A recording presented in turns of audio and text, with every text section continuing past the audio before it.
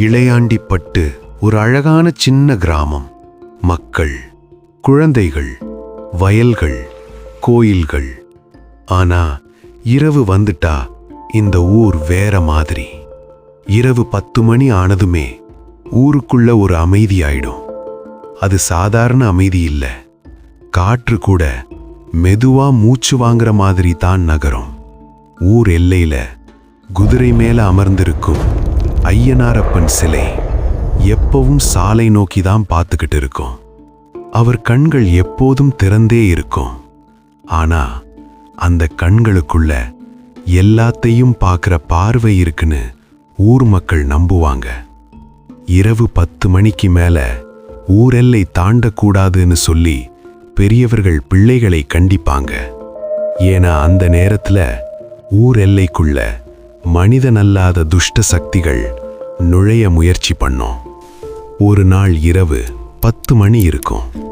ஊர் எல்லைக்கு வெளியே ஒரு கருப்பு நிழல் மெதுவா நகர்ந்தது.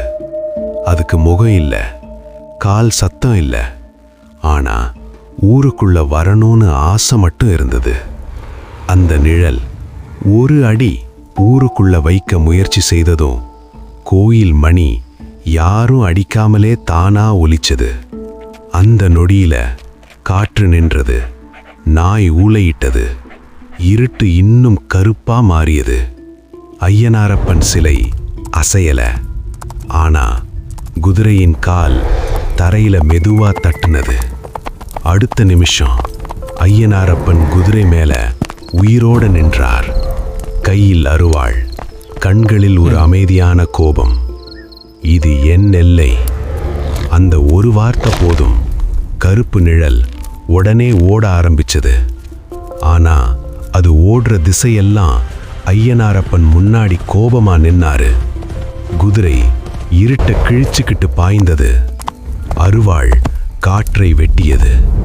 பேய், பிசாசு, துஷ்ட ஆவி எது எதுவோ ஊர் எல்லையை தாண்டி விரட்டி விரட்டி துரத்தினாரு. எல்லாம் தெரிச்சு ஓடிடுச்சு. இரவு 2 மணி. எல்லாம் முடிஞ்சிடுச்சு. ஐயனாரப்பன் மீண்டும் கல்லாக அதே இடத்துல அமர்ந்தார்.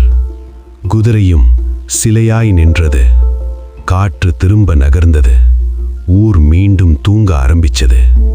காலை சூரியன் உதிச்சதும் மக்கள் வெளியே வந்தாங்க. யாரும் எதுவும் பார்த்ததில்ல. ஆனா ஏதோ சத்தம் கேட்டது எல்லாருக்கும் தெரியும். அது காவல் தெய்வம் தான்னு.